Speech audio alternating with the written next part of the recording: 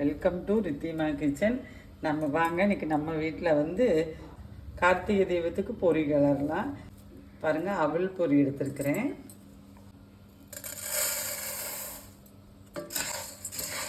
அடுத்த சிம்மில் வச்சுக்கோங்க. ஒன்றும் சூடானா போதும்.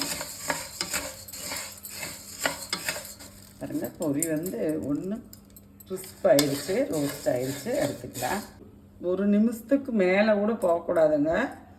அவ்வளவுதான், நம்ம எடுத்துடணும். பாருங்கள், நான் வந்து தேங்காயை வந்து பல்லாக கட் பண்ணி வச்சுருக்கிறேன். ஒரு ஸ்பூன் நெய் விட்டுருக்கேன், அதில் தேங்காய் போட்டிருக்கேன். தேங்காயெல்லாம் உங்கள் விருப்பத்தோட அளவுக்கு எடுத்துக்கங்க. நான் கொஞ்சம் நிறையாவே தான் எடுத்துருக்கேன். இந்த தேங்காய் வந்து இதில் கம்மியும் ஆக்கலாம், ஜாஸ்தியும் ஆக்கலாம். தேங்காய் நல்லா பொரிஞ்சு வருது.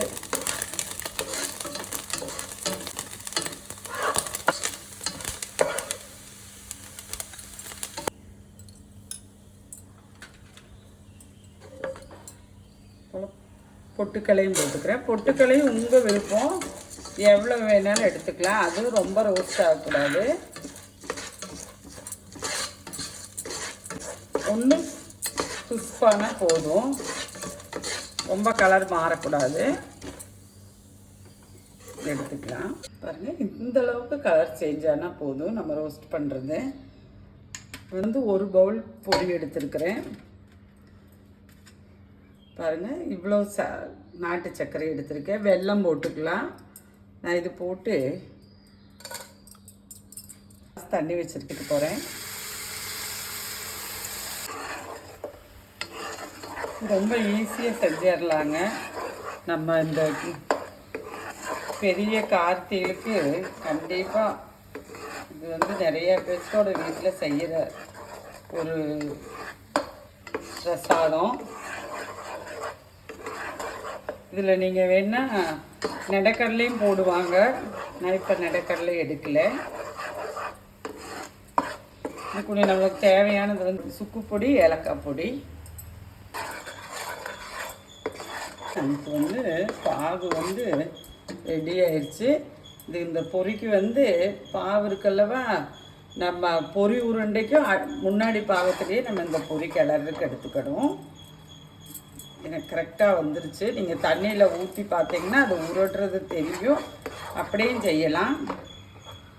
பொரி போட்டுற போகிறேன்.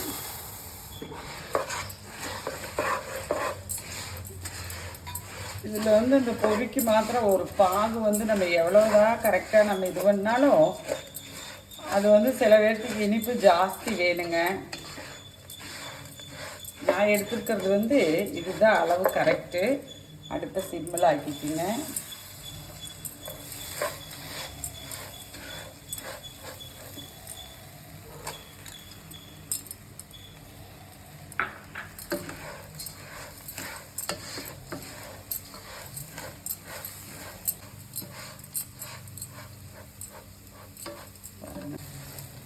நல்லா உதிரியாக வருது. வந்து நான் இந்த கரண்டியில் 2 கரண்டி நெய் விட்டுட்டேன். அது உங்கள் விருப்பம்தான். இதெல்லாம் ரொம்ப ஈஸியான வேலைங்க. பாருங்கள், நம்ம பொடி போடுவாங்க, நம்ம ஒன்றுமே போடல. நல்லா வந்து உதிரியாக வருது. பார்த்தீங்களா? இந்த பாகு காய்ச்சற பக்குவத்தில் தான் இருக்குது. நான் சுக்கும் ஏலக்காயும் தட்டி வச்சுருக்கேன், அதுவும் போட்டுற போகிறேன். நல்லா ஒரு ஸ்பூன் போட்டுட்டேன்.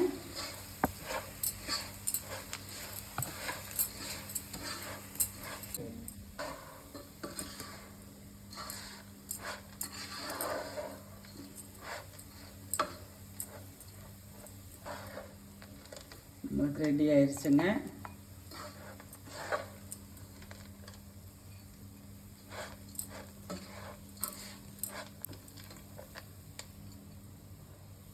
வாங்க, நம்ம வீட்டில் சாமி கும்பிட்டுட்டு சாப்பிட்லாம். நன்றி, வணக்கம்.